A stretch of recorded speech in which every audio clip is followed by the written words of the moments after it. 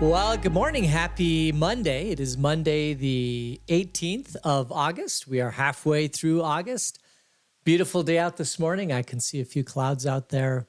I've got an orange tree right outside my window here, and I planted it last year. Before that, I had another orange tree that never made it because it froze to death, and so it was just a bad orange tree.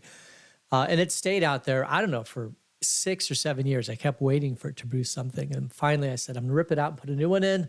So I did. And this one actually produced one orange, one orange.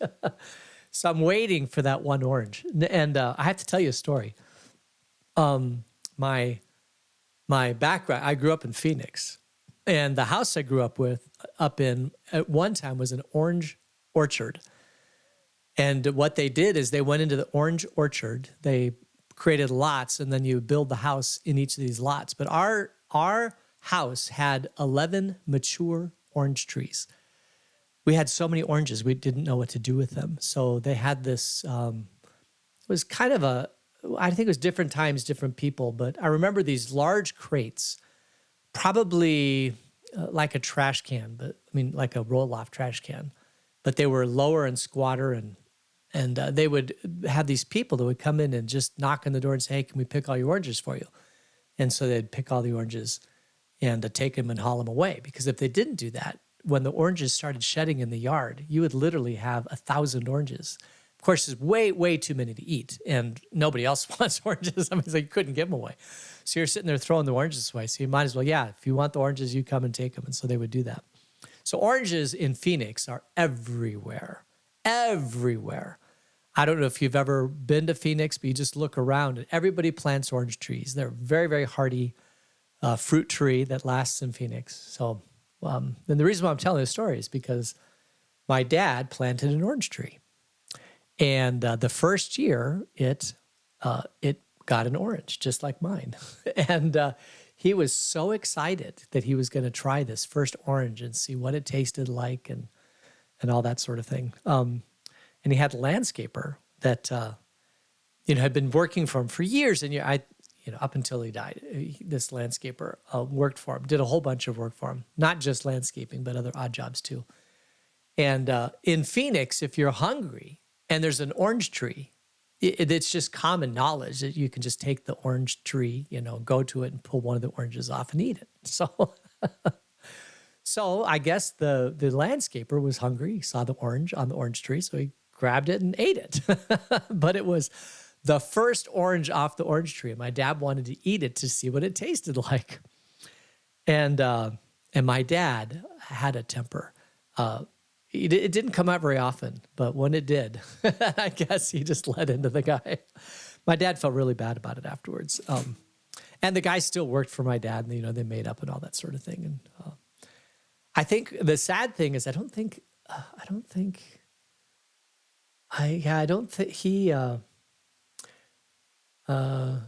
he moved out of that house before the next crop of oranges, because it was the first house that he had in Sun City.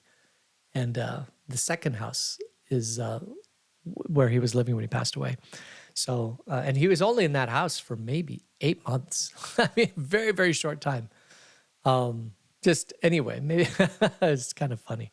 Anyway, Dad, if somebody comes and eats my orange before I get a chance to eat it, before Jennifer and I get the first bite, I will also be upset. So I'm watching it like a hawk. So it's out there. Let's see. Birthdays. We have no birthdays today. We have one tomorrow that we'll get into, so we can close that out. And I guess we can go ahead and get into our study. We left off last time in Leviticus chapter 15, verse 12. We were talking about what happens if a person has wounds that are oozing, just kind of icky stuff like that. And today it'll be just fascinating. We're going to talk about stuff that you don't even realize are in Leviticus, until you start reading it. It's like, wow, that's interesting. So we're in Leviticus chapter 15, and we will begin with verse 13. And I don't know if this should show up, but we'll see. Yeah, it's not going to show up. Hold on just a second. This happens every once in a while. Right there. Okay. When a man is cleansed from his discharge, this is the discharge of wound that's coming, he is to count off 7 days for his ceremonial cleansing. He must wash his clothes and bathe himself with fresh water, and he'll be clean. On the 8th day, he must take 2 doves or 2 young pigeons and come before the Lord to the entrance to the tent of meeting and give them to the priest. The priest is to sacrifice them, the one for the sin offering and the other for a burnt offering. In this way, he will make atonement before the Lord for the man because of his discharge. So this is if he's got discharges coming out of his body. He once the discharges end, then he cleanses himself. And he does the sacrifice at the temple. Then he has to bathe himself, wash the clothes, and bathe himself. Now, when we say wash clothes and bathe yourself, I know what you're thinking. You're thinking you go into the laundry room, you take off your clothes, you put them in the clothes washer, and you hit, in 30 seconds, 30 minutes, you're going to have clean clothes. And then if you go take a shower, or if you really have a bath, you take a bath. But, we're talking about a time when water was so very precious. It still is precious, but it was hard to get. You had to have a well that was dug deep into the ground, and then you had to have some sort of vessel that would be lowered into the water and pull that water out. And every drop of water was precious. It took so much time to bring water up out of the ground. So you didn't do this very often. You didn't wash your clothes every day. You didn't take a bath every day. But this is a time when God says you do take a bath and you do wash your clothes. So I'm guessing when I read this and I think about the Old Testament, my belief is that you rarely washed your clothes and you rarely took a bath. If you were by chance near a stream, you might go into the stream and maybe clean up a little bit. But as a normal thing, you probably did not clean up all that often. And so you tried to keep, your skin dust-free, not even dust-free. We had a chinchilla, and the chinchilla, you put lava dust into a pot, and the chinchilla just rolls around in it, and that's how they clean themselves. And I think probably the same thing is true with humans. They probably did not take baths all that often. And when they did, it was a very, very special thing. And when they hurt themselves and they had discharges, they definitely were forced to take a bath. So even if they went weeks without a bath, they had to do it. And this is just simply how they lived their life. And you'd say, wouldn't they smell? Well, probably, but also everybody was used to it. I mean, this is just how the human condition is. I mean, you get the stinky pig. Here in Arizona, we have the javelina, and the javelina they also call the stinky pig, and it comes by and you can smell it. And it's not something it's just something that you grow used to. And I'm of the opinion that the smell of the human body when it was sweating and stinky was probably something they were used to. And it didn't really bother them. And if they did, maybe they got perfumes and put them on their body and tried to do that. But other than that, we have such a 21st century Western mentality about cleanliness that we've just always assumed that this is the way the world has operated. And it hasn't always operated that way. People can go years without taking a shower and do just fine. They might stink, and it may not be pleasant, but other than the smells that are washed off, people can go a long time without a shower. And I think if you are reasonably healthy, I don't think that you smell all that bad. As a matter of fact, I think the less healthy you are, the more you may smell. I don't know, the stench may be overwhelming. But anyway, if you have a discharge, and they did when they were wounded, they would go and do these things. All right, now we'll get into the next section is just kind of, it's like, wow, that's in the Old Testament? But it is. And I think we'll just read the whole thing and maybe reflect on it a little bit, or maybe read part of it. But this is about sex, intercourse. This is men and women. So let's just 15, 16. When a man has an emission of semen, he must bathe his whole body with water, and he will be unclean till evening. Any clothing or leather that has semen on it must be washed with water, and it will be unclean till evening. When a man has sexual relations with a woman, and there is an emission of semen, both of them must bathe with water, and they will be unclean till evening. And this is just a bizarre thing. The whole idea that if he has an emission of semen, that he has to, take a bath if the semen, I guess, gets on the clothing or whatever. Or if he has relations with a woman and there's an emission of semen, which is most likely. Just thought I'd throw that out there. They must both bathe with water and they'll be unclean till evening. And so the long and the short of it is that if you have relations with a woman and semen is emitted, then you both bathe in water. It's like everybody's going to know, right? I mean, what do you got to? I got to take a bath. Sorry, last night. I honestly think that the sexual rituals of people from 3,000 years ago were dramatically different than what today. It's a lot of privacy. Even if you're going to the bathroom, 100 years ago, you probably had an outhouse. You probably didn't have a whole lot of privacy. People probably saw you sitting on the commode. In modern 21st century America, we've just become very, very, I don't know if this is the Victorian age, if it came out of Queen Victoria or whatever, but we're very, very protective of our private parts. Which is not a bad thing, but it's not always been that way. I mean, I think, if you live on a farm and you see all the animals that procreate and you are going to procreate too. I mean, I think just people kind of expected that and it was just part of nature. There was probably not a whole lot of way to have a whole lot of privacy anyway. And I'm not saying that what we do today is bad or what they did back then was bad or good. I'm just saying that it's changed dramatically how we view these things and how open we are about discussing them and talking about them.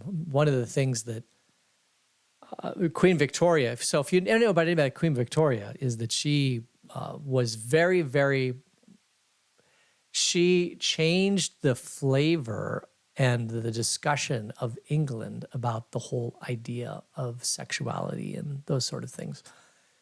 And the Victorian age was very, do I say the word prudish? I think it was the beginning of a new generation of how we view the relations between men and women. And we still live in that age today. And it is, to some extent, societal. And I believe that throughout history, it's been viewed differently at different places in time. And we believe that what we believe about sexuality is the way it's always been and the way God wants it. And you have to please God, so you have to do what you believe is right. But just understand that over time and over history, these types of things have may change dramatically. And in our society today, we wouldn't even talk about these sort of things. Did you have intercourse? Was there semen emitted? If so, you got to take a bath. I mean, that's just not something we would talk about in our society. And yet, if we lived back then, we'd have to, because it's part of the Mosaic law. All right, verse 19. When a woman has her regular flow of blood, the impurity of her monthly period will last 7 days, and anyone who touches her will be unclean till evening. You'll all remember the story of the woman who was bleeding constantly, and she was unclean. Instead of just having a period of time of 7 days after every one of her menstruations, it was constant. And so she was constantly unclean. Nobody could touch her and had to live a horrible life. because we require touch, we require hugs, we require all the things that we require. And to be able to, and not to be able to have that kind of physical touch in society would be devastating. But that was part of it. If after your menstruation, you had 7 days, you had to be unclean. And then people couldn't touch you. But then after it kind of dried up and everything, and you were fine for that, then verse 20, anything she lies on during her period will be unclean, and anything she sits on will be unclean. Anyone who touches her bed will be unclean. They must wash their clothes and bathe with water, and they will be unclean till evening. Anyone who touches anything she sits on will be unclean. They must wash their clothes and bathe with water, and they will be unclean till evening, whether it is the bed or anything she is sitting on. When anyone touches it, they will be unclean till evening. So the sight of blood from a woman immediately triggered a whole bunch of things. Don't sit on our normal furniture. Sit over there until your bleeding has stopped. I mean, that's the other thing, right? I mean, goodness gracious. We don't know this time of the month at all. And women don't normally broadcast when they are having their monthly menstruation. But back then, you almost had to. Okay, I'm unclean, don't touch me. And that was just the way they lived their life. It's just totally different from our Western society, Western culture. Verse 24. If a man has sexual relations with her and her monthly flow touches him, he will be unclean for 7 days. Any bed he lies on will be unclean. When a woman has a discharge of blood for many days at a time, other than her monthly period, or has a discharge that continues beyond her period, she'll be unclean as long as she has the discharge, just as in the days of her period. Any bed she lies on while her discharge continues will be unclean, as is her bed during her monthly period, and anything she sits on will be unclean, as during her period. Anyone who touches them will be unclean. They must wash their clothes and bathe with water, and they'll be unclean till evening. So same thing. It's just that instead of a regular period, if there's some sort of discharge of blood outside of that, it's kind of treated like, her monthly menstruation. Makes perfect sense as far as you'd want the same type of protection and regulations. I mean, if it comes on a regular basis or it's outside of a regular basis. And you could see something like this happening I'm sure you've known women or people who have monthly discharge, but something happens mid-month or whatever, and it's kind of weird, but it happens, it goes away, it's fine. Sometimes it's not, fine. Sometimes it takes a visit to the doctor. Verse 28, when she's cleansed from her discharge, she must count off 7 days, and after that she will be ceremoniously clean. On the 8th day, she must take 2 doves or 2 young pigeons and bring them to the priest at the entrance to the tent of meeting. The priest is to sacrifice one for a sin offering and the other for a burnt offering. In this way, he will make an atonement for her before the Lord for the uncleanness of her discharge. So same thing with a man, except for a woman. She goes to the priest after 7 days. She offers 2 doves, 2 young pigeons, entrance to the tent of meeting. It's offered as a sacrifice. The priest does this, and all is good. And she will make atonement to her. Now, why would you need atonement for a monthly discharge? It's a natural human process. And it seems like that you are counting off a monthly discharge, a monthly period, as something that needs to be atoned for. And we think, well, where's the sin in that whole process? And the answer is, well, there really isn't any. So the word atonement then, does it mean more than just, can it have alternative meanings besides just atonement for sin? Propitiation for sin. I've done wrong, Lord, or is there something deeper going on in atonement? And I offer this. The word for saved in the New Testament is sozo. but it's also the word for healing. And these regulations are put in place by God to protect us and to keep us together as a society. And so the atonement is probably more visible for the people to say that it's been 7 days, it's okay now to touch her. Whatever, the 7 days has passed and now she is able to be touched. And that is atonement at some level. And we always associate atonement with forgiveness of sin. But I think that you can see there's a richer and deeper history with atonement besides just forgiveness of sins. It is you're being brought back into the fold of the community, and you are now able to be loved and touched and be part of the community as before the bleeding started, which is kind of cool how these things change in our time, how we view them, because we have 21st century Western minds looking back thousands of years ago. Verse 31, you must keep the Israelites separate from things that make them unclean, so they will not die in their uncleanness for defiling my dwelling place, which is among them. So if you're an Israelite, you have to be separated from things that are unclean because you are a chosen nation, a royal priesthood. And so, that's from Peter, but you are a chosen nation. God wanted his Israelites to remain clean and to be separated from all things unclean. That's how he wanted them to live. And then verse 32, these are the regulations for a man with a discharge, for anyone made unclean by an emission of semen, for a woman who has her monthly period, for a man or a woman with a discharge, and for a man who has sexual relations with a woman who is ceremonially unclean. So this, as you can see,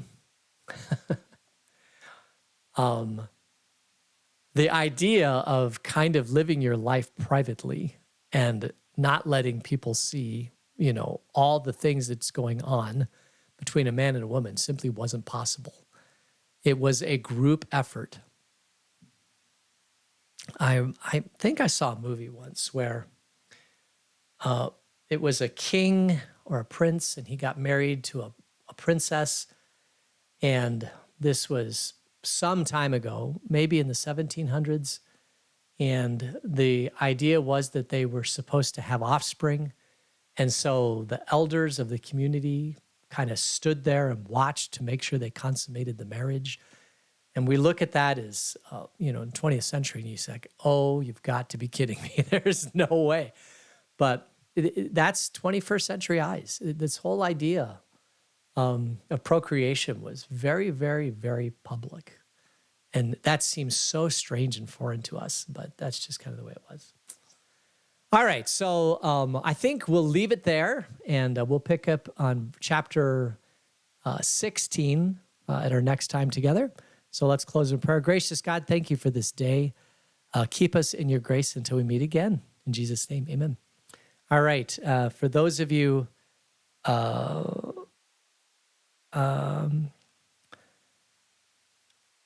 yes, interesting. We have a couple postings about how these things have changed over time. Yeah, very, very good. Very, very good. I did not know that, either of those facts. All right. Oh, and as far as the services for Dick, some of you may be wondering about that. Let me pull up my calendar. I believe it's 2 weeks from yesterday. That would be...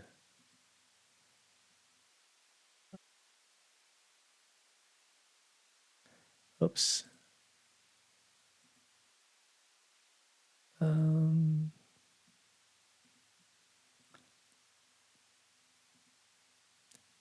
So it's not here on the calendar. Maybe it hasn't been finalized yet. We're going to be discussing that more tomorrow. So I know we've thrown out a few dates, and I think they've selected a date, but I don't actually have it yet. So as soon as I find out, I will share that information. All right. So may God richly bless your day, and thank you so much for joining me. And we'll see y'all later. Take care. Bye.